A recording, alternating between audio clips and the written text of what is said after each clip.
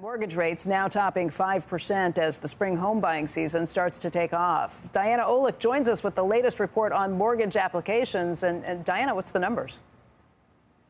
Well, here's a scary number for you, Becky. Total mortgage demand is now 41% lower than it was a year ago. That, according to the Mortgage Bankers Association, and that is what fast rising mortgage rates are doing to the market.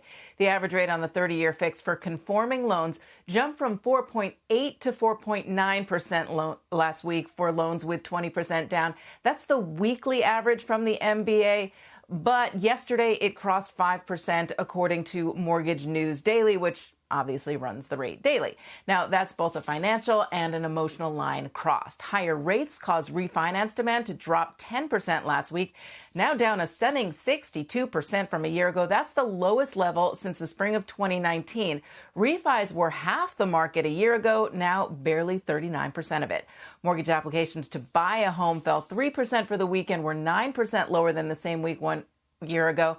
A strong job market is keeping the fire under buyer demand, but the supply of homes for sale still very tight. The average loan size to buy a home, it just keeps rising because home prices are up 20% from a year ago, and FHA demand, which is generally your first-time buyers, is dropping very hard. Becky?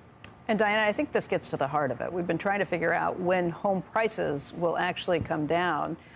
Part of it's going to be the mortgage costs going up, and that cuts into things. But your point of the supply being maybe the biggest question. If it's still more expensive to rent, rents are going up, what does eventually bring the cost of homes down, and when do you see that happening?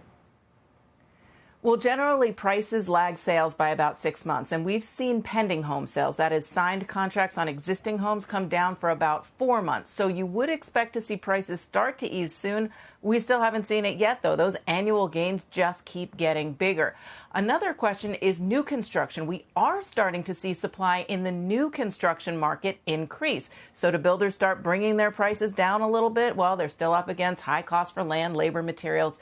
So that's a big question mark as well. But another component is with these higher mortgage rates, a lot of people are no longer qualifying for a mortgage. If they can't qualify, they can't buy, and sales come down. Again, it all depends on how tough this spring market is for those first-time buyers and how much demand there is in the new construction market. Becky?